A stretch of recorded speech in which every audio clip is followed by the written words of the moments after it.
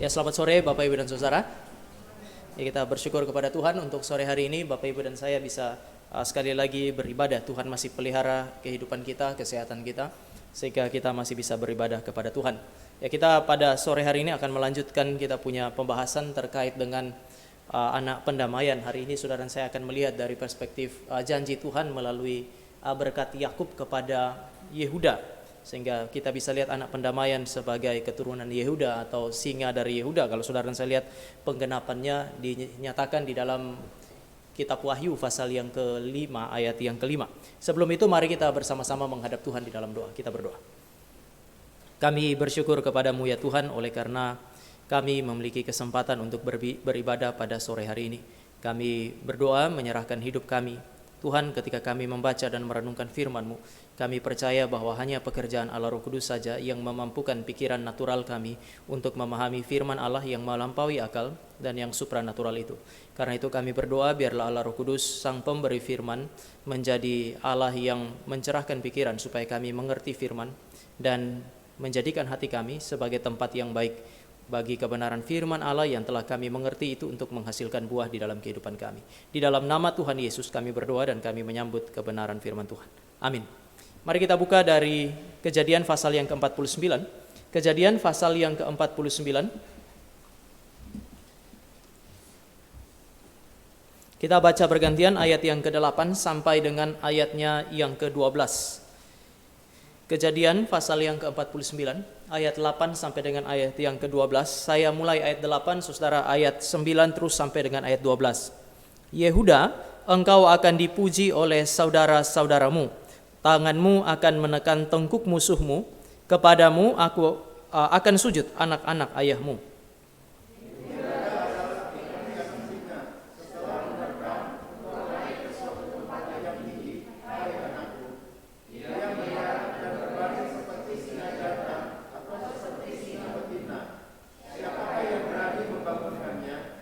Tongkat kerajaan tidak akan beranjak dari Yehuda, ataupun lambang pemerintahan dari antara kakinya, sampai dia datang yang berhak atasnya. Maka kepadanya akan takluk bangsa-bangsa.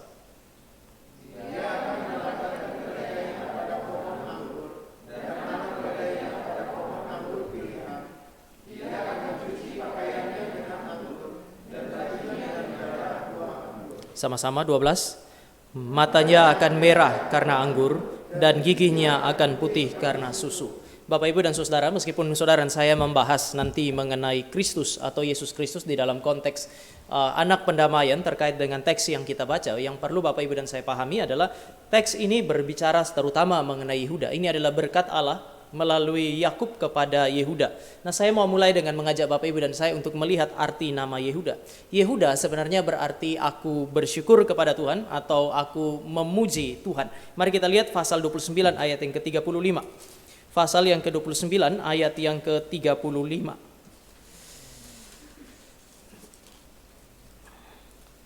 Mengandung pula lah ia, Lea, lalu melahirkan seorang anak laki-laki. Maka ia berkata, sekali ini aku akan bersyukur. Ini arti nama Yehuda. Sekali ini aku akan bersyukur kepada Tuhan. Itulah sebabnya ia menamai anak itu Yehuda. Sesudah itu ia tidak melahirkan lagi. Jadi Yehuda berarti aku akan bersyukur. Aku akan memuji Tuhan. Kenapa? Karena kelimpahan di dalam relasi dengan Allah. Sekali lagi, bersyukur kepada Tuhan, memuji Tuhan karena kelimpahan di dalam relasi dengan Allah, di dalam karya Allah yang telah diberikan bagi siapa? Bagi Lea. Kenapa saya bilang ini adalah kelimpahan di dalam relasi dengan Allah? Kalau Bapak Ibu membaca pasal yang ke-29 dari ayat 31 sampai dengan 35 itu, saudara akan menemukan bahwa Lea sebenarnya punya 4 anak.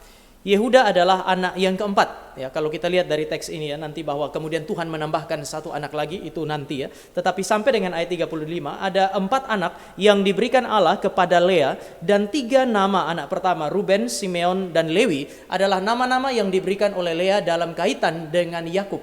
Mari kita lihat ayat 32 misalnya. Lea mengandung lalu melahirkan seorang anak laki-laki dan menamainya Ruben, sebab katanya sesungguhnya Tuhan telah memperhatikan kesengsaraanku. Kalau sampai di sini aja ya berkaitan dengan Tuhan. Sekarang tentulah aku akan dicintai oleh suamiku. Sebenarnya Bapak Ibu dan saya akan melihat bahwa bagi Lea melahirkan itu urusannya bukan cuma pemberian Tuhan, tetapi urusannya adalah mendapatkan cinta Yakub. Jadi Lea berpikir bahwa dia akan menikmati kelimpahan, dia akan menikmati sukacita jika dia mendapatkan cinta Yakub. Jika dia bukan hanya mencintai Yakub, tapi juga dicintai oleh Yakub. Bagi Lea bukan cuma Tuhan, tetapi Yakub adalah segala-galanya.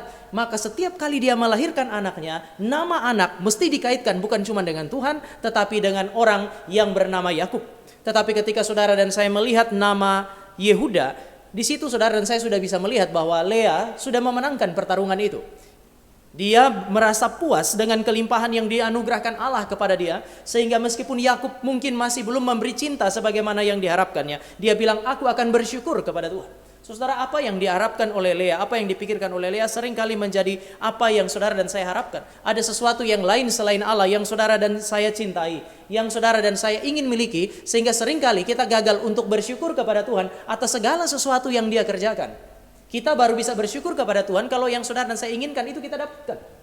Tapi yang menjadi persoalan sekarang adalah Lea setelah dia mendapatkan perspektif yang benar bahwa di dalam relasi dengan Allah lah, di dalam kasih karunia Allah lah dia menikmati kelimpahan, maka dia memberi nama kepada anaknya, aku bersyukur kepada Tuhan, aku memuji Tuhan. Kenapa? Karena kelimpahan anugerah Allah di dalam relasi dengan dia.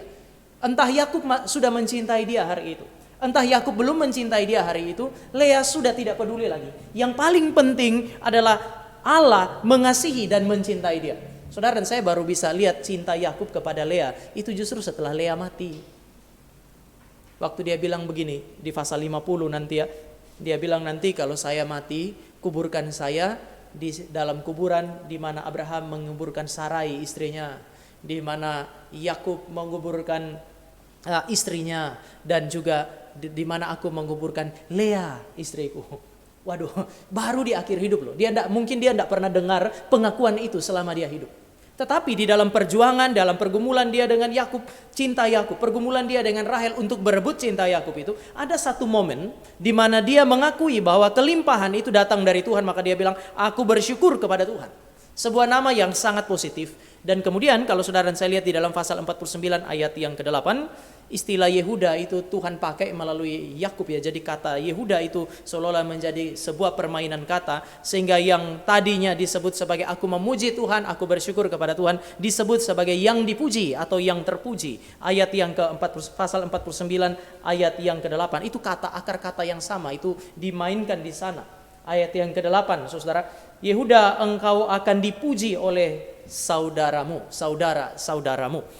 Saudara, di sini dalam konteks pasal yang ke-49 ayat 8 sampai dengan ayat yang ke-12, dia dipuji karena apa? Dia dipuji karena dia menjadi sumber berkat.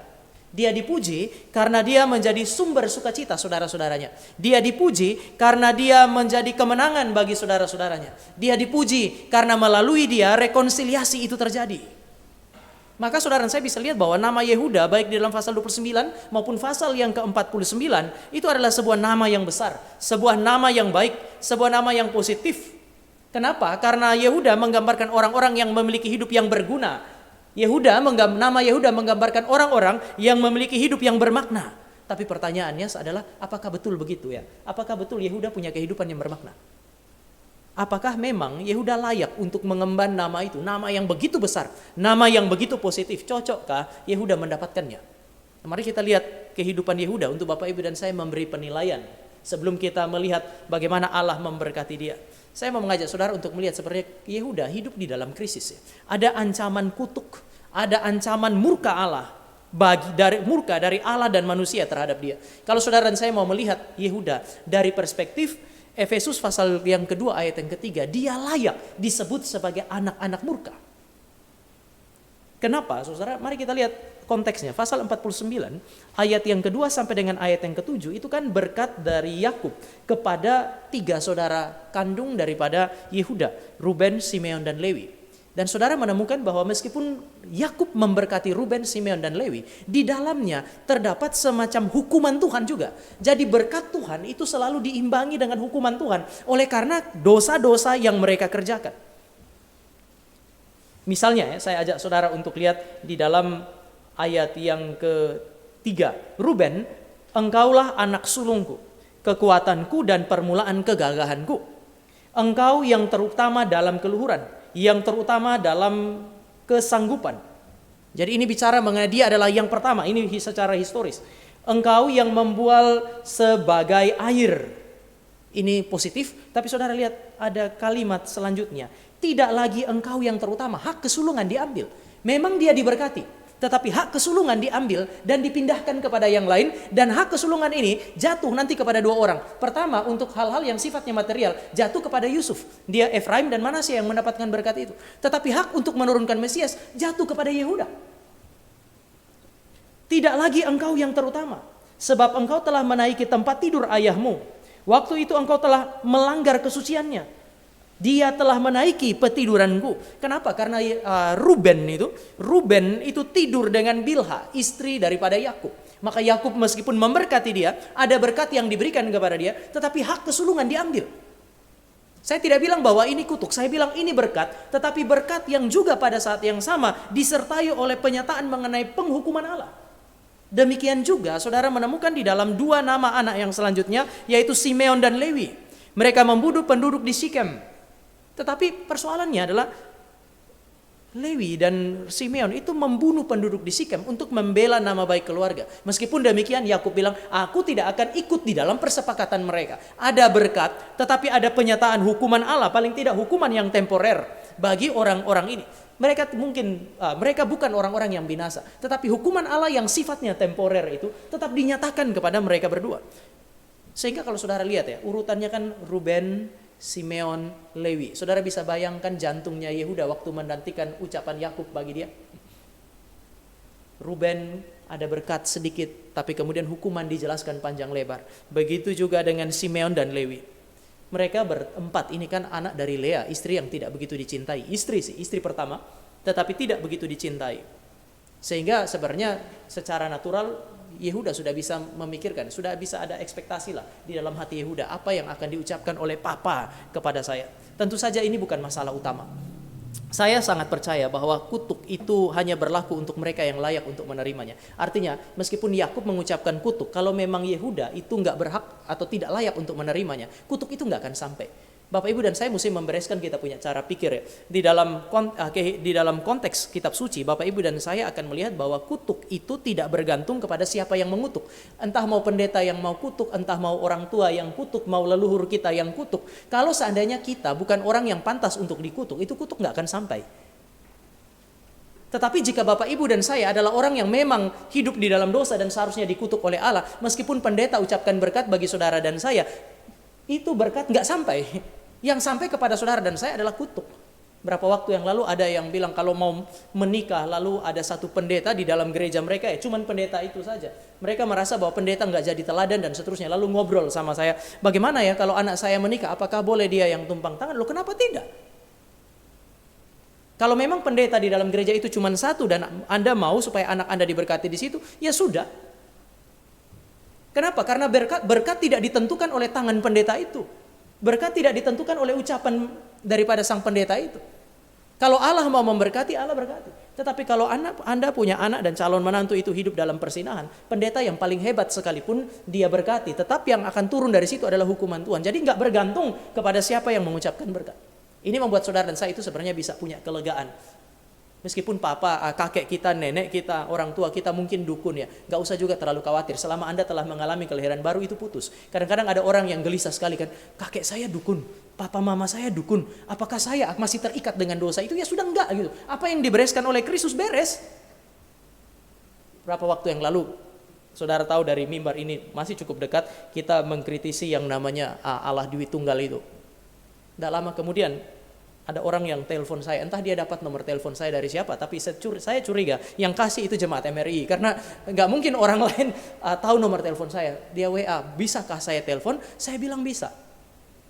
Langsung dia telepon, lalu kemudian dia ngomong sebentar, nggak perkenalkan nama, langsung kemudian dia bilang, Pak, saya mau ingatkan Bapak satu hal. Saya mulai pikir saya lupa apa.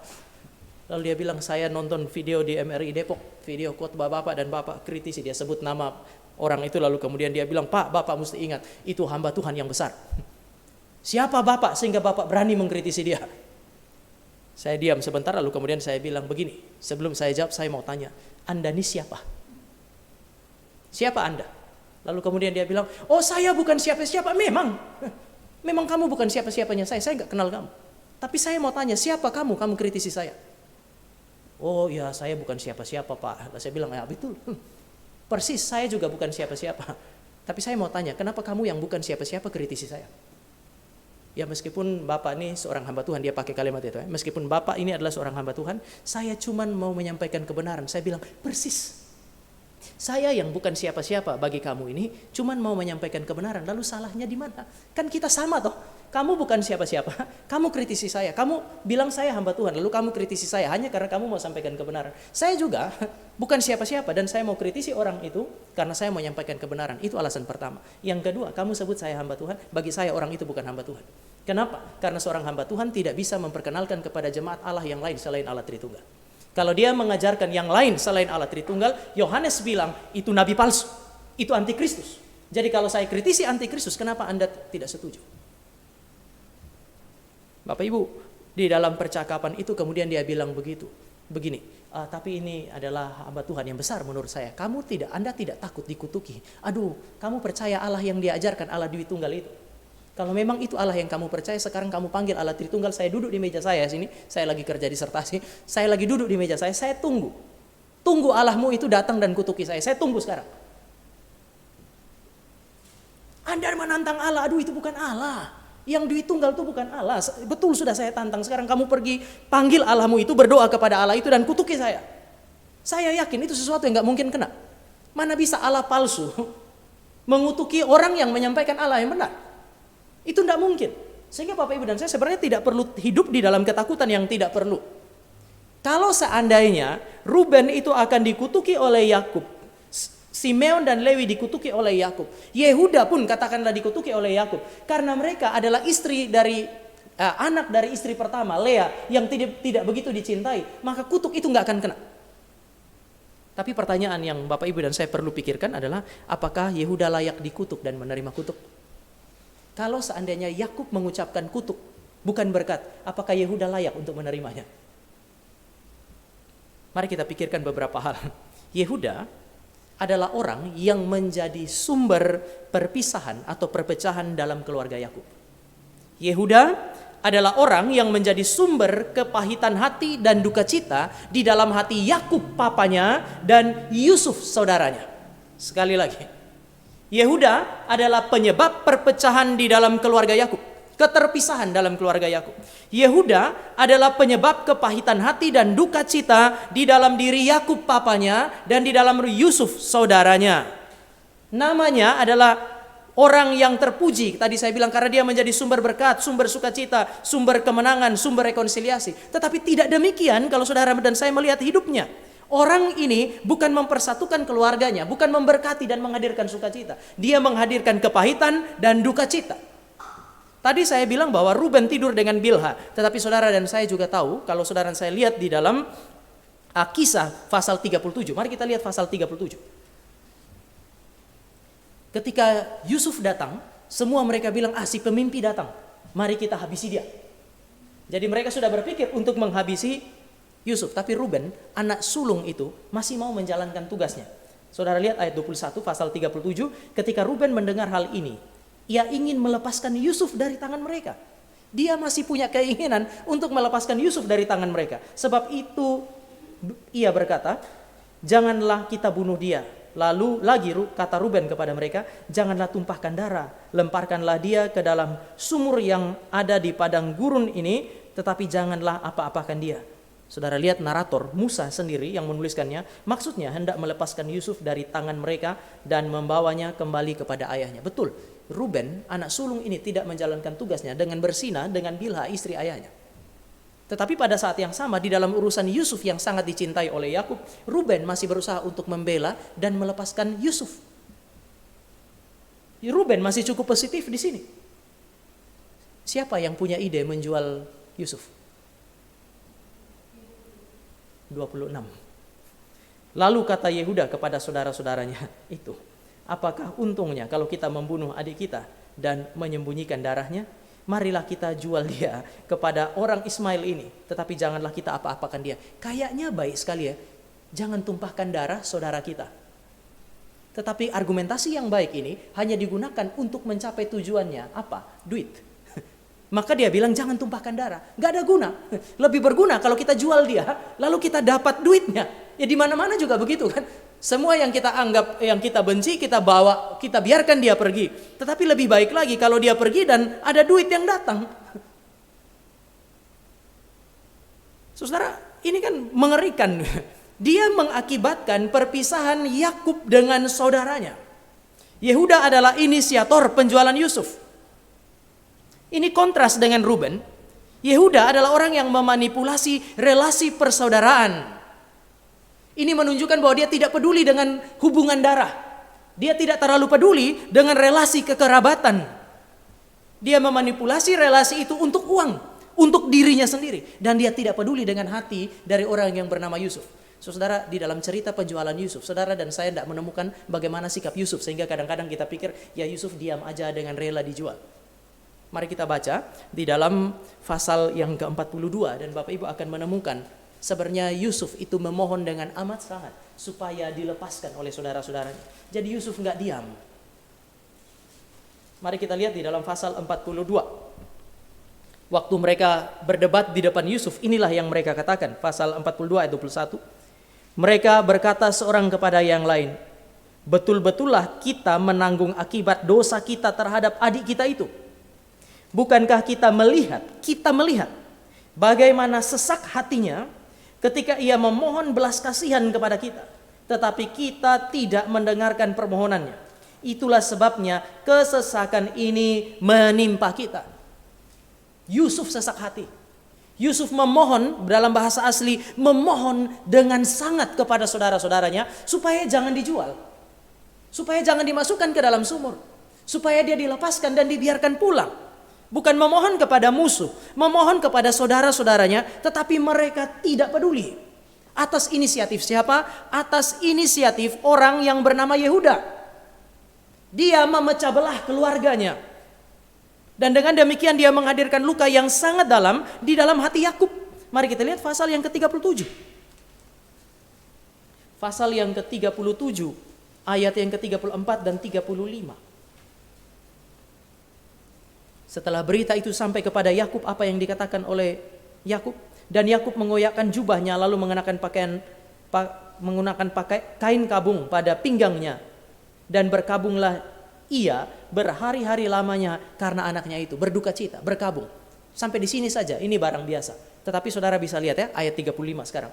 Sekalian anaknya laki-laki dan perempuan, semua 11 laki-laki, 1 perempuan, 12 itu datang untuk menghiburkan dia. Tetapi ia menolak dihiburkan, serta katanya, tidak, aku akan berkabung sampai aku turun mendapatkan anakku ke dalam dunia orang mati. Demikianlah Yusuf ditangisi oleh ayahnya. Ini menggambarkan luka yang sangat dalam. Orang ini, Yakub, ingin mati dan sudah tidak ingin hidup lagi. Saya tidak mau dihiburkan. Ini adalah orang yang kehilangan semangat hidupnya. Orang yang tidak dapat dihibur. Orang yang juga bahkan kehilangan harapan-harapan baik di dalam kehidupannya. Sampai dia tidak mau dihibur. Bahkan saudara akan melihat bahwa hatinya sudah dingin. Sampai sulit untuk mempercayai ada kabar baik. Saudara bisa bandingkan dengan pasal 45. Mari kita lihat pasal 45. Waktu mereka datang dan memberitakan Yusuf hidup. Dia nggak bisa percaya. Sudah nggak ada harapan di dalam hatinya dia itu. Ayat 25, pasal 45 ayat 25, demikianlah mereka pergi dari tanah Mesir dan sampai ke tanah Kanaan kepada Yakub ayah mereka. Mereka menceritakan kepadanya, Yusuf masih hidup, ini kabar baik sekali. Bahkan dialah yang menjadi kuasa atas seluruh tanah Mesir. Tetapi hati Yakub tetap dingin sebab ia tidak dapat mempercayai mereka. Ini bukan hanya tidak percaya kepada anaknya, tetapi berbicara mengenai hati yang sudah dingin, sudah tidak bisa lagi mempercayai kabar baik. Orangnya hidup, tetapi hatinya itu sudah menjadi hati yang mati. Hati yang sudah tidak bisa lagi digugah oleh apa yang disebut sebagai kabar baik. Memang dia ingin mati. Memang dia sudah kehilangan semangat untuk hidup. Dia sudah tidak bisa lagi dihibur dan tidak ingin dihiburkan. Dia kehilangan pengharapan di dalam kehidupannya dia. Karena siapa? Karena orang yang menginisiasinya, yaitu Yehuda. Bahkan dia melihat umur panjangnya itu bukan sebagai apa-apa. Mari kita lihat pasal 47. Pasal yang ke-47 ayat 7 sampai 10. Yusuf membawa juga Yakub ayahnya menghadap Firaun. Lalu Yakub memohon berkat bagi Firaun. Kemudian bertanyalah Firaun kepada Yakub, "Sudah berapa tahun umurmu?" Bapak Ibu, pada zaman itu orang yang lebih kaya, orang yang lebih besar yang memberkati orang yang lebih kecil. Sehingga seharusnya Firaun dalam status sosial lebih besar dari Yakub, maka seharusnya dialah yang memberkati Yakub. Tapi Yakub itu bertindak, dia berdiri lalu kemudian dia memberkati orang yang bernama Firaun. Maka pertanyaan dalam ayat 8 itu wajar saja. Sudah berapa tahun umurmu? Secara sosial saya lebih tinggi. Kamu mau memberkati saya, memang umurmu sudah berapa? Maka jawaban Yakub dalam ayat yang ke-9, jawab Yakub kepada Firaun, "Tahun-tahun pengembaraanku sebagai orang asing berjumlah 130 tahun. Saya punya usia 130 tahun. Kalau saudara hari ini ada orang 130 tahun, umurnya panjang sekali ya. Mari saudara lihat bagaimana dia menginterpretasi umur panjang. "Tahun-tahun hidupku itu sedikit saja, singkat dan buruk adanya. Tidak mencapai umur nenek moyangku, yakni jumlah tahun mereka mengembara sebagai orang asing. Saya punya hidup ini singkat. Hari-hari yang singkat ini buruk." Artinya dia memahami hari hidupnya dia sebagai hari yang buruk. Saudara bisa membayangkan sebenarnya inilah kepahitan yang ada di dalam hati Yakub. Kepahitan yang membuat dia memahami seluruh berkat yang Allah berikan secara material. Ini kan bukan orang miskin kan ya. Ini orang kaya. Kalau saudara dan saya melihat di dalam perspektif kitab pengkhotbah, umur panjang, punya banyak anak itu berkat yang begitu luar biasa. Tetapi orang ini punya umur panjang, punya banyak anak laki-laki, juga punya anak perempuan, tetapi bagi dia semuanya buruk. Kenapa? Karena dia sudah kehilangan yang paling dia cintai, yaitu Yusuf. Siapa penyebabnya? Yehuda. Jadi Yehuda tidak bisa dilihat sebagai orang yang menghadirkan berkat, menghadirkan sukacita, kemenangan dan rekonsiliasi. Sebaliknya, dia menghadirkan duka cita, meniadakan pengharapan, menghancurkan hati dan menghadirkan kepahitan di dalam keluarganya, memecah belah keluarga. Sampai di situ selesai? Tidak. Dia adalah orang yang juga mendukakan hati Tuhan, bukan? Kalau saudara membaca pasal 37 ayat 11, setelah Yusuf bermimpi kali yang kedua, mari kita lihat pasal 37 ayat yang ke-11. Yusuf bermimpi kali yang kedua, dan setelah Yusuf menceritakannya, Yakub memang marah, tapi saudara bisa menggarisbawahi ayat 11. Maka iri hatilah saudara-saudaranya kepadanya, tetapi ayahnya menyimpan hal itu di dalam hatinya. Ini mirip dengan Maria.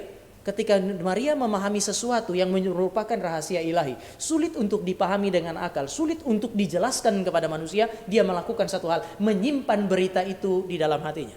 Dia memahami rahasia ilahi, maka dia menyimpan dalam hati karena memang sulit untuk dipahami oleh orang lain. Saudara, ini memberi gambaran kepada saudara dan saya bahwa pada ayat 11 pasal 37, Yakub memahami sesuatu yang menjadi rencana Allah terkait dengan orang yang bernama Yusuf, maka dia simpan di dalam hatinya. Sulit untuk dijelaskan. Seorang penafsir berkata bahwa anak-anak Yakub tidak mungkin tidak memahami rencana Allah ini. Ketika Yehuda bersatu dengan saudara-saudaranya untuk apa? Untuk menjual Yusuf, maka dia sementara berjuang menjadi alat setan untuk merusak rencana Allah demi kepentingan dirinya sendiri, demi uangnya, demi egonya, demi iri hati di dalam hatinya dia bersama dengan saudara-saudaranya terhadap Yusuf. Mereka rela untuk menjadi alat setan melawan rencana Allah. Sampai di situ saja? Tidak. Yehuda adalah orang yang dikuasai oleh kedagingan dan nafsu dosanya dia. Pasal 38, mari kita lihat pasal 38. Ada dua kata, melihat, menghampiri, melihat, menghampiri. Saudara bisa melihat karakter daripada Yehuda di dalam teks itu. Pasal 38 ayat 2 dan ayat 15-16.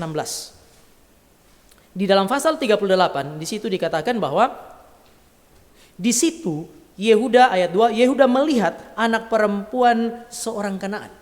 Saudara, bukankah Yehuda tahu bahwa menikah dengan perempuan Kanaan itu mendukakan hati Ishak waktu Esau mengambil perempuan Kanaan dan menikahinya. Yehuda melihat anak perempuan seorang Kanaan.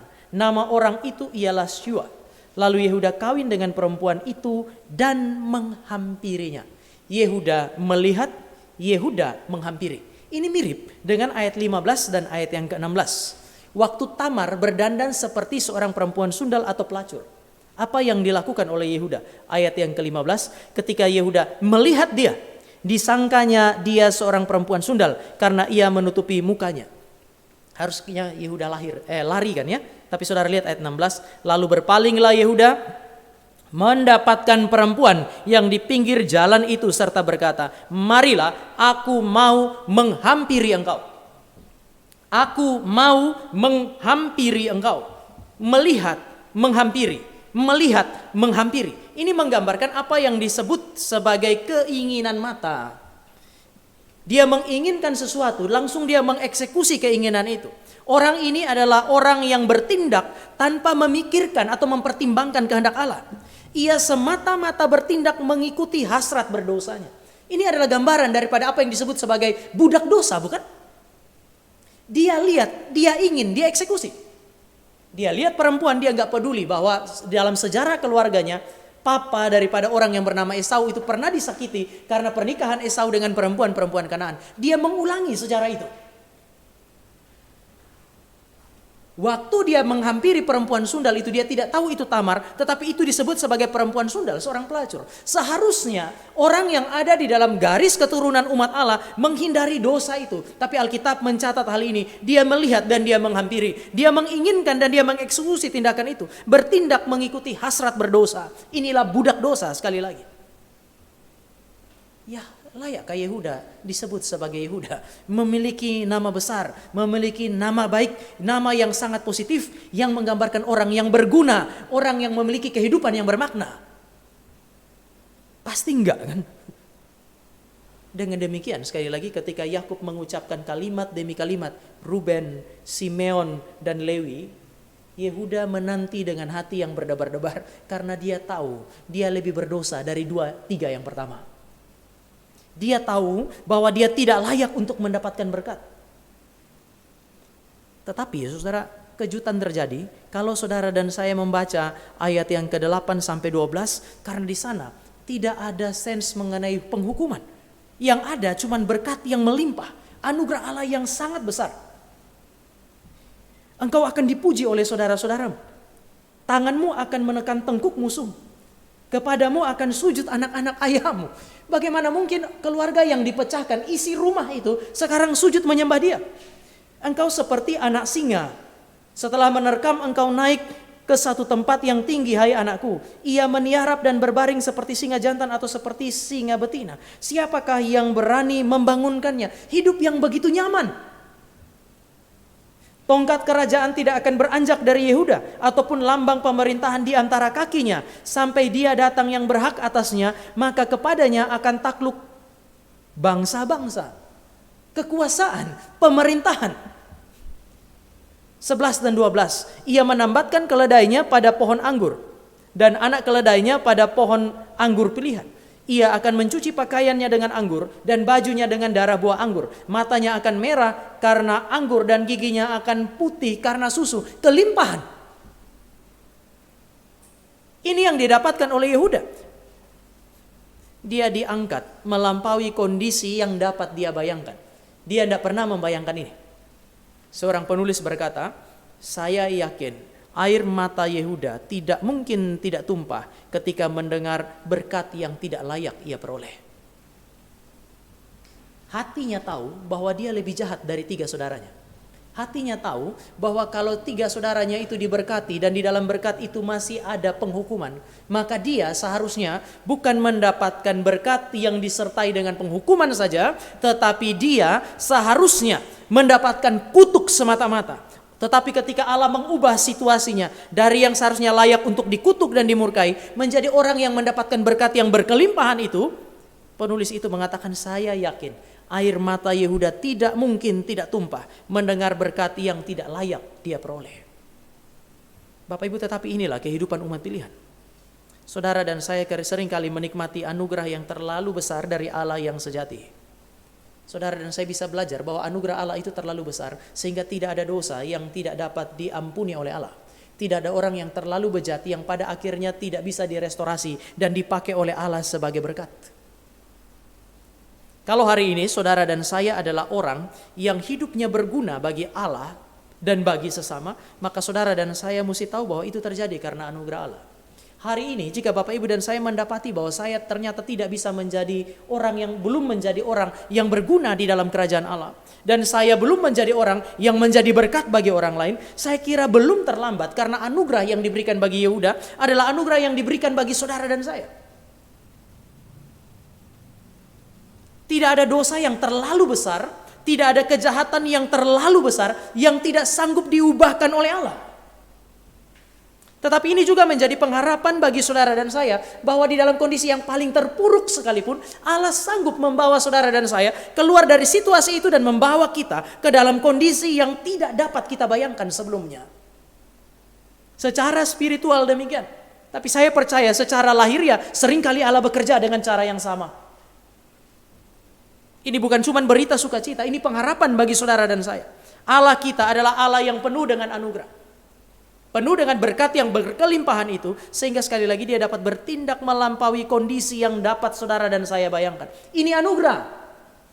Mendapatkan sesuatu yang tidak layak untuk didapatkan. Dan saudara bisa melihat bahwa inilah yang terjadi dalam kehidupan Yehuda. Anugerah yang sangat besar diberikan kepada yang paling tidak layak di dalam keluarga itu. Orang yang paling gak layak, ini dia. Tetapi yang dapat anugerah yang paling besar, berkat yang paling berkelimpahan, ini juga. Saudara, kalau saudara baca berkat kepada anak-anak Yakub ini, yang dapat penjelasan cukup panjang dan semuanya positif, ada dua. Pertama Yehuda, yang kedua Efraim dan Manasye, Yusuf. Ini berimbang penjelasannya. Tetapi kalau saudara mau lihat siapa yang dapat berkat yang paling besar, juga masih saudara dan saya bisa sebut itu adalah orang yang bernama Yehuda. Anugerah Allah yang besar sementara diberikan kepada orang yang paling tidak layak, orang yang paling tidak pantas. Ada satu orang di dalam perjanjian lama yang mengekspresikan ini, Paulus. Dia bilang di antara para rasul saya adalah orang yang paling berdosa. Ya kalau di antara para rasul ya sudahlah. Tapi kemudian dia bilang di antara semua orang percaya, orang Kristen, saya yang paling berdosa. Ya sudahlah di antara semua orang Kristen. Tapi kemudian dia bilang di antara semua orang berdosa, saya yang paling berdosa. Anugerah Allah yang paling besar seringkali diberikan kepada mereka yang paling tidak layak. Supaya apa? Supaya kemuliaan Allah dinyatakan di dalam orang itu. Dan saudara dan saya lepas dari apa yang disebut sebagai kesombongan secara spiritual. Seberapa dalam saudara menyadari kejatuhan saudara dan saya, sedalam itulah saudara akan menikmati anugerah Allah. Ketika saudara dan saya hidup dalam pembenaran diri, biasanya saudara akan menemukan Alkitab melawan itu. Kenapa? Karena pembenaran diri membuat saudara dan saya sulit untuk menikmati anugerah Tuhan. Ketika saudara dan saya sadar bahwa kita adalah orang-orang yang tidak layak, dan saudara dan saya berhadapan dengan apa yang disebut sebagai anugerah Tuhan, pada saat itulah saudara dan saya bisa hidup seperti Yehuda, hidup di dalam ucapan syukur. Saya tidak tahu apakah saudara dan saya mengalaminya atau tidak, tapi semua orang yang berhadapan dengan yang disebut sebagai anugerah Allah, biasanya mereka akan dibuat sadar ketidaklayakannya. Lalu yang kedua, setelah mereka sadar bahwa mereka tidak layak, namun sekarang kami telah berhadapan dengan anugerah Allah itu, kami telah menikmatinya, ini membuat saudara dan saya tidak akan berhenti mengucap syukur kepada Tuhan. Kenapa? Karena anugerah yang paling besar itu telah dianugerahkan, telah diberikan kepada yang paling tidak layak, pada pendosa yang terbesar, yang paling tidak pantas untuk mendapatkan itu. Yehuda mendapatkannya. Saya kira saudara dan saya juga bisa mendapatkannya. Jika memang kita belum mendapatkannya. Sekali lagi tidak ada yang tidak mungkin bagi Tuhan. Tapi juga pada saat yang sama saudara dan saya bisa belajar dari perspektif yang lain. Bukan hanya berbicara mengenai Allah yang Allah yang sanggup untuk memberikan anugerah bagi saudara dan saya dengan berkelimpahan. Tapi di sisi yang lain mari kita belajar bahwa kita semua ini sebenarnya mirip seperti Yehuda. Siapa di antara saudara dan saya yang tidak pernah menyakiti orang lain? Siapa sih di antara saudara dan saya yang tidak pernah menyakiti orang lain? Kita dalam relasi manusia dengan manusia kita pernah saling menyakiti. Yehuda menyakiti papanya, Yehuda menyakiti saudara-saudaranya. Setelah saudara dan saya hadir di dalam gereja, ini semua saudara dan kita pernah mungkin saling menyakiti satu dengan yang lain.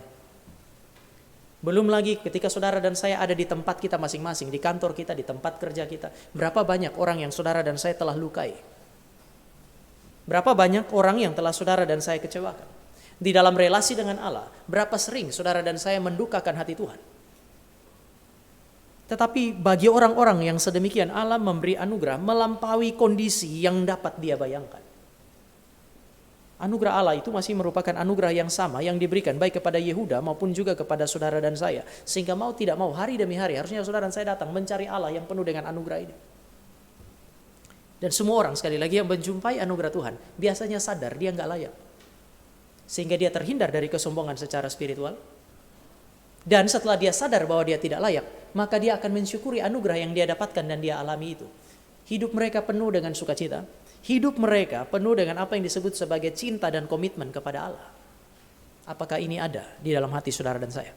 Nah, mari bagian yang kedua saya mengajak saudara dan saya untuk melihat bagaimana anugerah Allah yang melampaui akal dan ketidaklayakan manusia itu telah menjadi anugerah yang mengubah kehidupan orang yang bernama Yehuda ini, sehingga dia tidak hanya menikmati berkat, tetapi melalui berkat yang dia nikmati itu, dia menjadi orang yang berguna bagi sesama. Pertama, saudara, Yehuda diberkati oleh Allah melalui Yakub, sehingga Yehuda menjadi pemimpin umat Allah. Yehuda yang memecah belah umat Allah menjadi pemimpin umat Allah. Di dalam ayat yang ke-8 itu tertulis dengan jelas, Yehuda, engkau akan dipuji oleh saudara-saudaramu. Ayat 8c, kepadamu akan sujud anak-anak ayahmu. Ini bicara mengenai yang terutama. Berbicara mengenai kepemimpinan. Diambil dari Ruben dan diberikan kepada Yehuda. Yehuda yang menikmati berkat ini. Engkau akan dipuji. Dan sekarang engkau itu bukan hanya dipuji, tetapi saudara-saudaramu akan sujud menyembah kepadamu. Bukankah sebenarnya ini kalau lihat dari mimpi Yusuf, harusnya Yusuf yang dapat. Tetapi yang bagi Yusuf itu selesai sampai di mana? Sampai di dalam peristiwa Mesir itu. Sekarang sebagai pemimpin yang lebih besar daripada itu diberikan kepada orang yang bernama Yehuda. Dan kita tahu ini adalah janji terkait kerajaan. Ayat yang ke-10. Tongkat kerajaan tidak akan beranjak dari Yehuda ataupun lambang pemerintahan dari antara kakinya sampai dia datang yang berhak atasnya, maka kepadanya akan takluk bangsa-bangsa. Tongkat kerajaan ini berbicara mengenai kerajaan Israel, itu akan dipimpin oleh siapa? Oleh Yehuda, oleh keturunan Yehuda. Kemudian ada kata singa. Yehuda digambarkan seperti singa. Bagi orang Israel, singa adalah simbol dari seorang raja, seorang pemimpin. Singa adalah simbol daripada kemuliaan. Singa adalah simbol dari apa yang disebut sebagai kekuasaan dan kekuatan. Semua itu diberikan kepada siapa? Kepada Yehuda. Dan nanti ini akan mulai tergenapi dalam 2 Samuel pasal yang ke-5 ayat 1-5. Waktu seluruh Israel datang dan meminta Daud menjadi raja mereka. Setelah Saul jatuh, Tuhan angkat Daud. Kemudian seluruh Israel itu mengakui kepemimpinan Daud. Di dalam 2 Samuel 5 ayat 1-5 mereka datang, mereka meminta Daud untuk menjadi pemimpin mereka. Pada saat itulah janji ini terlihat mulai digenapi oleh Allah. Kerajaan Daud ditegakkan oleh Allah. Tapi Yehuda memang ditentukan untuk menjadi pemimpin umat Allah.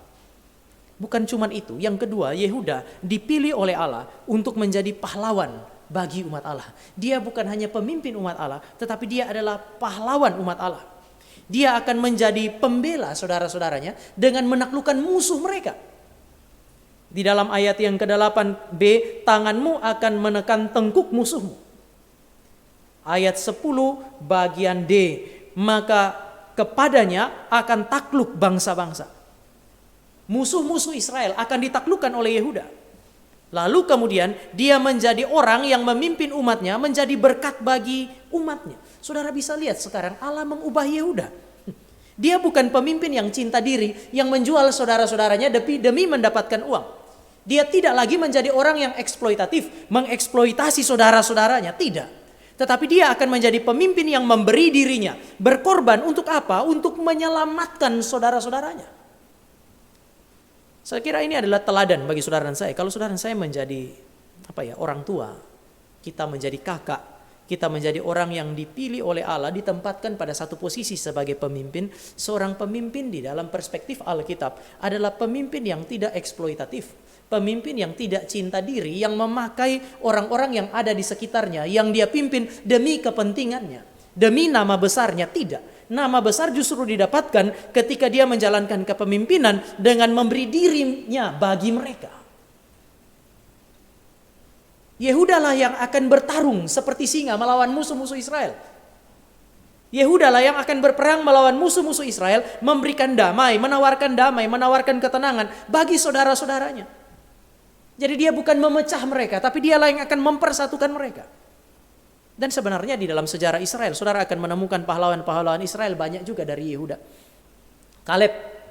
Kaleb itu kan orang Yehuda ya. Salah satu pemimpin besar yang keluar dari Mesir bersama-sama dengan Musa dan Yosua. Lalu kemudian dia menjadi salah satu yang bisa menyeberang masuk ke dalam tanah Kanaan. Orang yang punya iman yang begitu kokoh. Dia juga begitu berani karena sudah meskipun sudah tua pada masa itu, dia masih memimpin sebagian orang Israel untuk apa? Untuk berperang merebut tanah Kanaan. Iman yang kokoh dan keberanian yang terbukti di dalam peperangan. Kaleb. Saudara juga bisa melihat dalam kitab Hakim-Hakim ada Otniel. Ya, semua hakim itu dicatat kepahlawanannya dia, tetapi juga dicatat cacatnya dia. Saudara boleh baca Otniel, orang Yehuda itu. Dan saudara tidak menemukan catatan mengenai cacat daripada Otniel. Kelihatan begitu sempurna. Di dalam kitab Hakim-Hakim muncul seorang pahlawan yang namanya Otniel. Setelah masa hakim-hakim lewat, ketika Israel belum punya raja itu lewat, lalu muncul raja-raja, maka saudara menemukan Daud dan Salomo yang menjadi puncak kejayaan Israel. Tetapi kalau saya bilang Israel mencapai puncak kejayaannya di bawah kepemimpinan Daud dan Salomo, itu berarti setelah mereka kan sudah nggak ada lagi yang seperti itu. Dengan demikian ada yang janggal gitu ya. Penggenapan ini janji ini tidak sepenuhnya digenapi di dalam diri Kaleb, tidak sepenuhnya digenapi di dalam diri Otniel, tidak sepenuhnya digenapi di dalam Daud dan Salomo. Mari saudara dan saya lihat beberapa fakta ini supaya saudara dan saya melihat bahwa janji ini tidak tergenapi sepenuhnya dalam diri mereka. Kepemimpinan dan kerajaan Daud secara politis itu tidak kekal. Meskipun Tuhan berjanji bahwa sebenarnya dia punya keturunan itu atau kerajaan Daud adalah kerajaan yang kekal. Tetapi secara politis tidak kekal. Bapak Ibu, di mana kerajaan Israel secara politis hari ini? Kerajaan Israel sudah nggak ada lagi. Saudara mau bilang negara Israel, oke lah. Kalau negara Israel mau disamakan dengan kerajaan Israel, tapi pertanyaannya pemimpinnya hari ini orang Yehuda bukan? Siapa yang bisa memastikan bahwa presiden ataupun perdana menteri di Israel itu adalah keturunan Yehuda? Saudara dan saya nggak bisa memastikannya. Tidak ada konsensus di dalam hukum-hukum Israel hari ini bahwa pemimpin tertinggi kami haruslah dari keturunan Yehuda, garis keturunan Daud. Nggak ada itu. Sudah selesai. Maka kerajaan dan kepemimpinan dia secara politis tidak kekal. Sebagai raja, Daud, Salomo, dan orang-orang setelah dia juga sudah mati. Berikutnya, saudara juga mesti lihat bahwa tidak ada pahlawan-pahlawan Daud yang betul-betul persis sama. Menaklukkan semua bangsa. Daud punya kekuasaan itu besar pada zaman itu. Tapi kalau saudara bandingkan dengan wilayah negara-negara modern pada hari ini, terlalu kecil. Pada zaman itu terlihat besar.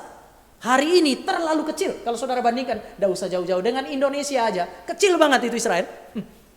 Pada zaman Daud itu, kecil sekali. Sudah kecil, saya mau tanya, apakah ini kerajaan yang kecil dan bertahan lama? Bukankah Asyur dan Babel menyelesaikan semuanya?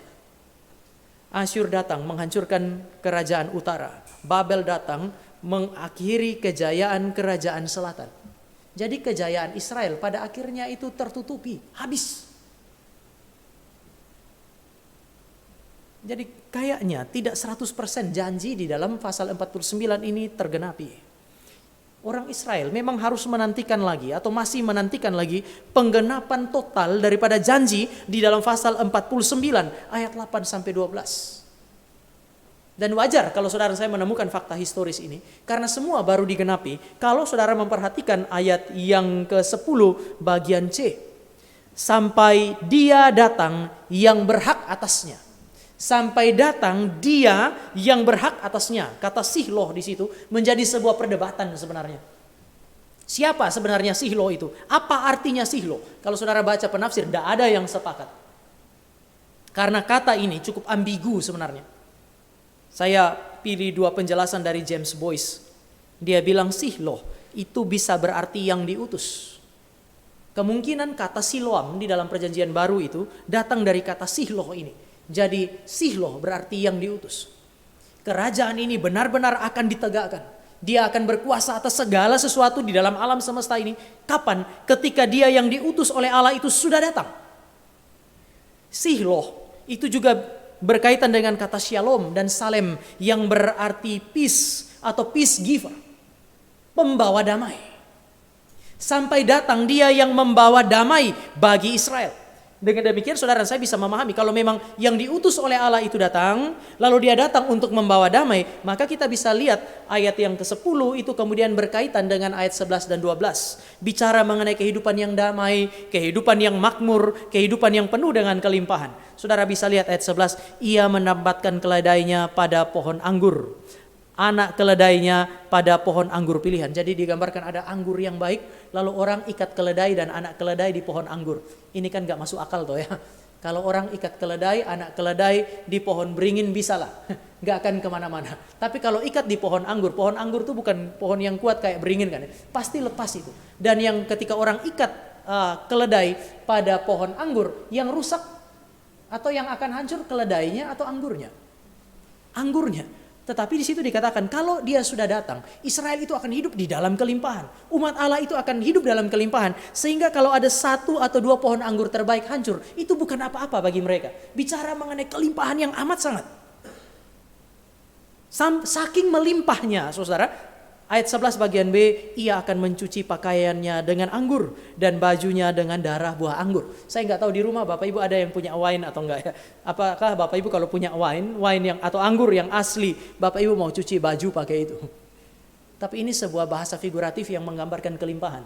Orang cuci baju nggak pakai air, pakai anggur. Saking melimpahnya.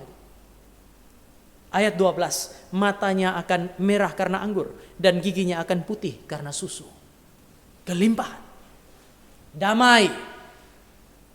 Kalau yang diutus itu datang, dia akan menjadi pembawa damai, menghadirkan damai. Dan lagi-lagi situasi yang digambarkan di dalam ayat 11 dan 12 tidak pernah ada di dalam kepemimpinan siapapun di dalam kehidupan orang Israel.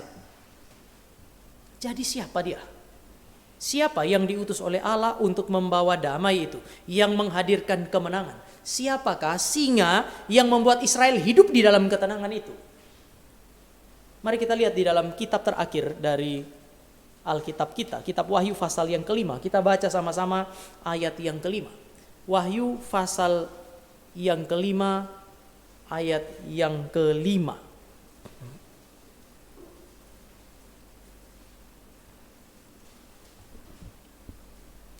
Dua, tiga. Lalu berkatalah seorang dari tua-tua itu kepadaku, jangan engkau menangis.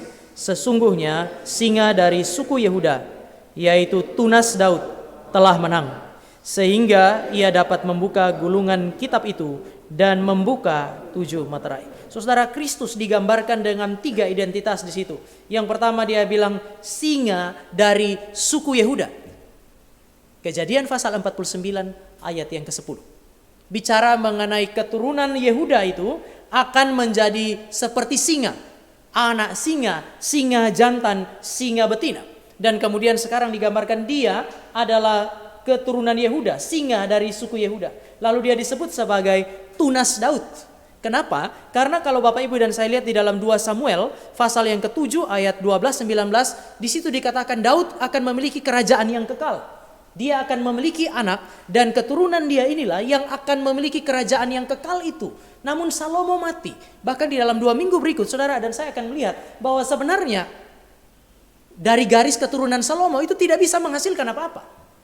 Kalau saudara dan saya nanti lihat berdasarkan silsilah yang diberikan. Tetapi kemudian dia bilang itu adalah Tunas Daud. Dan kemudian dikatakan dia adalah sang pemenang. Dia yang akan memegang tengkuk musuh-musuhnya sehingga mereka akan sujud menyembah kepada dia. Maka keturunan yang dimaksud tidak mungkin Salomo, tidak mungkin Daud, tetapi itu mestinya adalah Kristus. Wahyu pasal yang kelima, ayat yang kelima mencatat penggenapannya. Dan saudara bisa bandingkan, mari kita lihat 2 Samuel, dan saudara akan lihat bahwa penggenapannya nggak mungkin di Salomo. Ketika Allah menjanjikan raja yang kekal itu.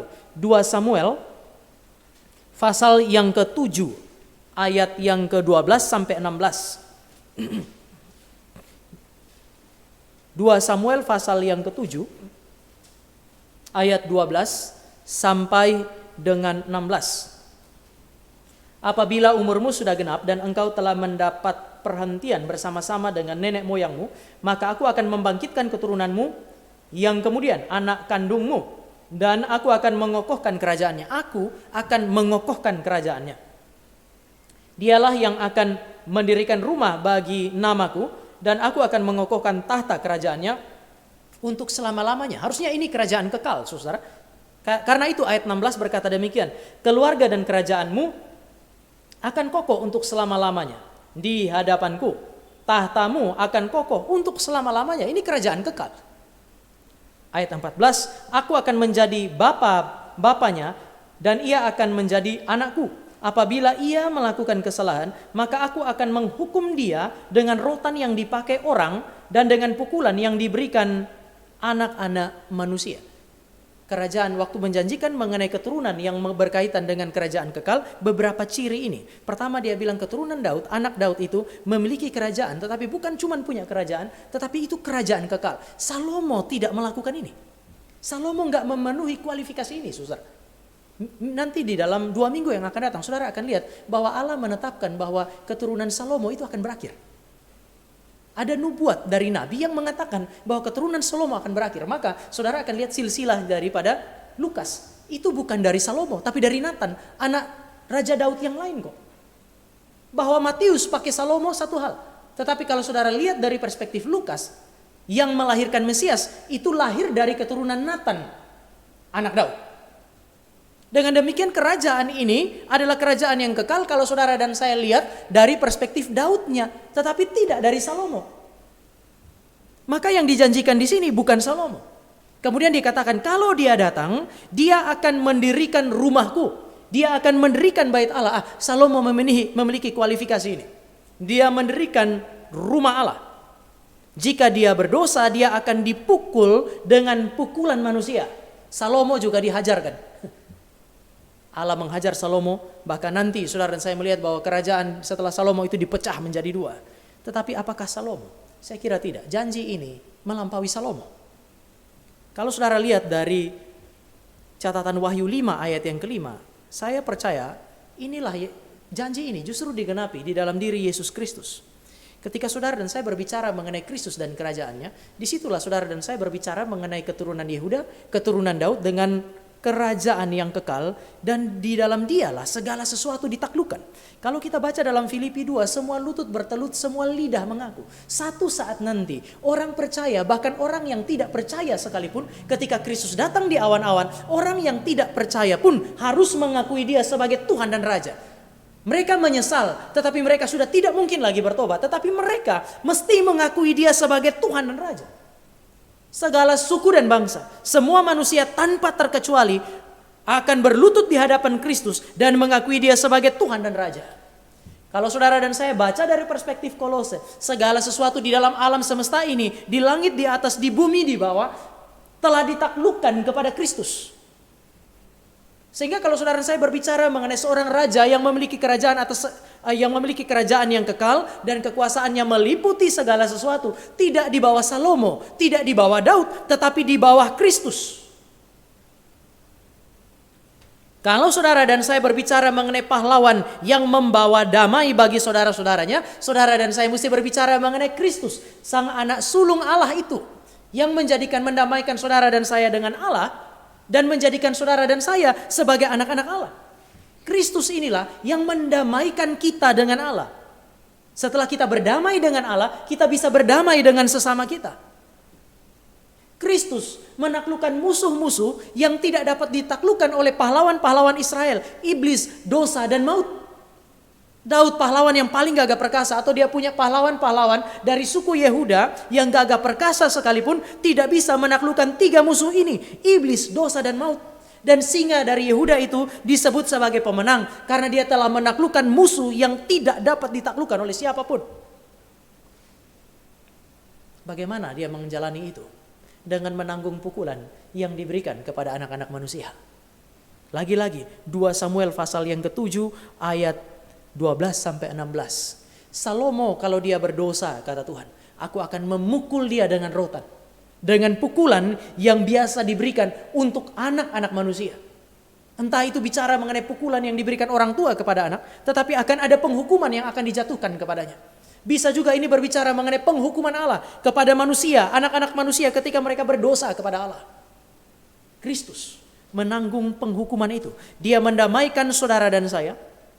Dia menaklukkan iblis, dosa dan maut dengan menjalani penghukuman Allah meskipun dia taat secara sempurna sampai mati. Salomo dihukum karena dia adalah orang berdosa. Kristus taat sampai mati. Lalu kemudian dia dihukum dengan penghukuman yang diberikan bagi anak-anak manusia. Dia menanggung murka yang seharusnya saudara dan saya tanggung. Karena dia berdiri pada posisi yang seharusnya saudara dan saya ada. Tapi ada satu lagi. Dia harus mendirikan bait Allah. Anak Daud itu bukan hanya memiliki kerajaan, tetapi dia mendirikan bait Allah.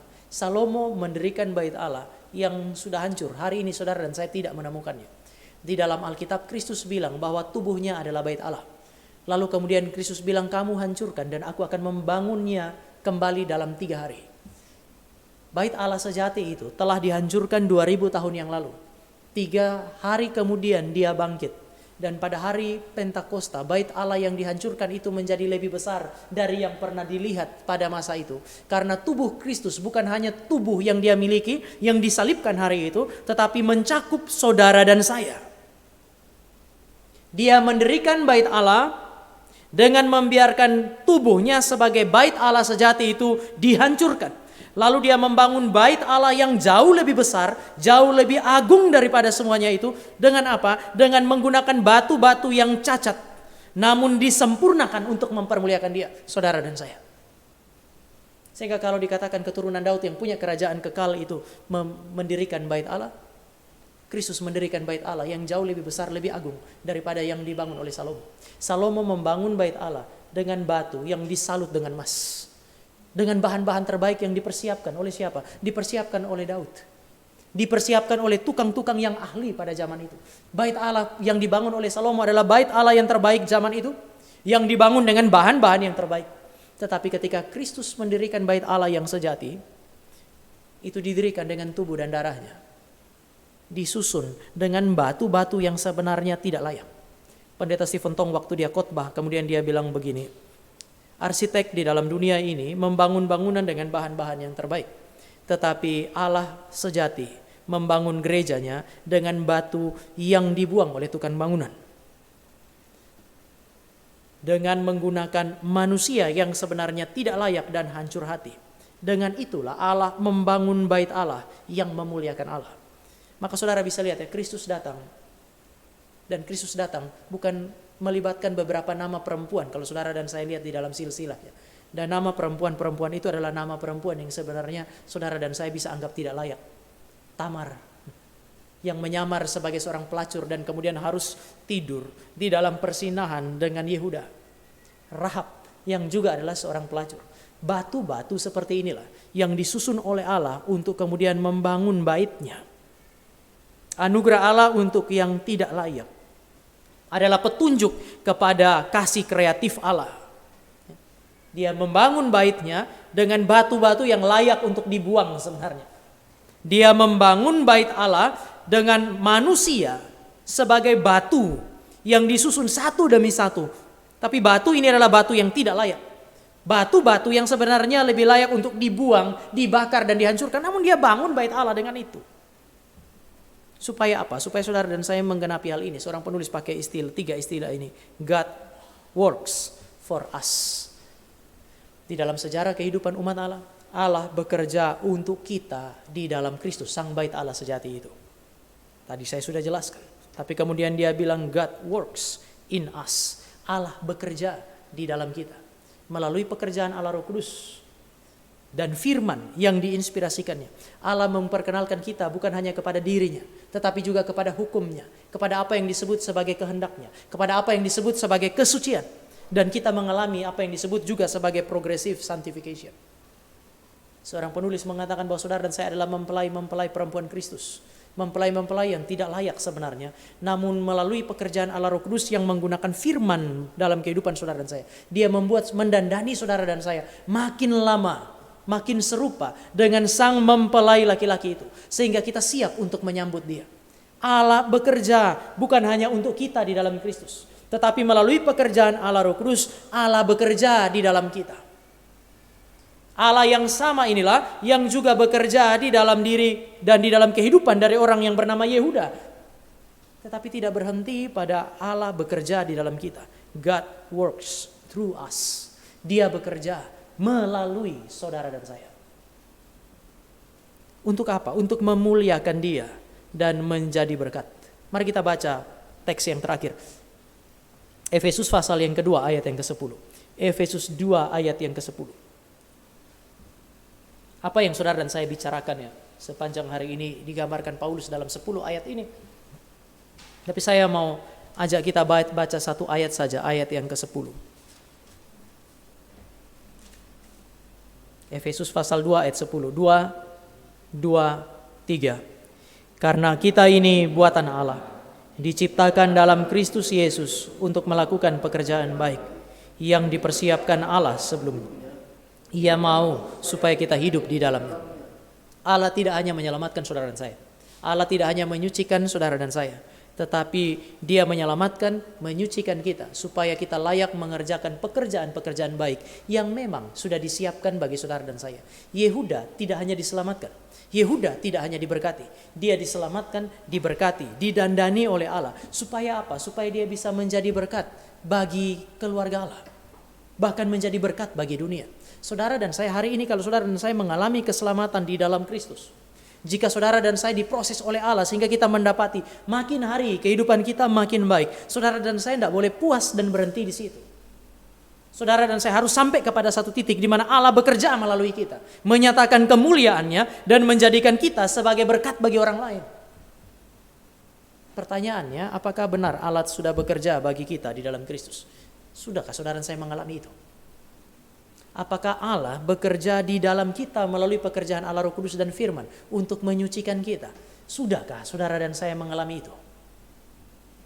Apakah Allah Tritunggal ini bekerja melalui kita untuk menghasilkan pekerjaan-pekerjaan baik yang memuliakan Dia dan berguna bagi sesama? Apakah ini terjadi di dalam kehidupan saudara dan saya? Jangan pernah puas menjadi orang Kristen yang menikmati anugerah Allah itu semata-mata sebagai anugerah yang besar karena kita tidak layak lalu berhenti di situ. Tidak begitu. Saudara akan menemukan bahwa mulai dari minggu lalu ya, waktu kita ngomong Abraham, hari ini kita ngomong Yehuda. Berkat keselamatan, kehadiran Kristus berkaitan dengan umat Allah yang tidak hanya diselamatkan, tapi dipimpin untuk menjadi berkat bagi dunia. Mari kita berdoa. Kami bersyukur kepadamu untuk firman. Kami berterima kasih untuk Kristus yang telah diberikan kepada kami, supaya kami menikmati keselamatan di dalam Dia. Di dalam Dialah kami melihat Allah bekerja bagi kami, Allah berkarya bagi kami, sehingga kami yang tidak dapat menikmati keselamatan, pada akhirnya menikmati keselamatan. Kami yang layak untuk dimurkai, justru menikmati kelimpahan anugerah Allah di dalam Dia. Kami bersyukur untuk pekerjaan Allah di dalam kami, melalui pekerjaan Allah Roh Kudus yang telah menginspirasikan firman, untuk memimpin hidup kami, supaya makin lama makin serupa dengan Kristus Tuhan kami itu. Kami juga bersyukur bahwa Allah mau untuk memakai kami, untuk membangun tubuh Kristus. Allah mau supaya kami menyatakan kemuliaannya melalui kehidupan kami yang sesungguhnya tidak layak, namun telah dilayakkan oleh Tuhan. Tuhan ajarlah kami supaya setelah kami menyadari anugerah Allah, kami sadar bahwa kami dipilih untuk menikmati anugerah, bukan sebagai orang-orang yang egois, tetapi supaya kami hidup bagi Tuhan dan memberi diri melayani sesama kami. Terima kasih untuk kebaikan-kebaikan Tuhan yang diberikan bagi kami. Kiranya firman-Mu mengembalikan kami kepada posisi yang seharusnya, sebagaimana yang Allah rancangkan bagi kami dan umat Allah lainnya di dalam dunia ini. Dalam nama Tuhan Yesus kami berdoa dan kami mengucap syukur untuk perenungan pada sore hari ini. Amin.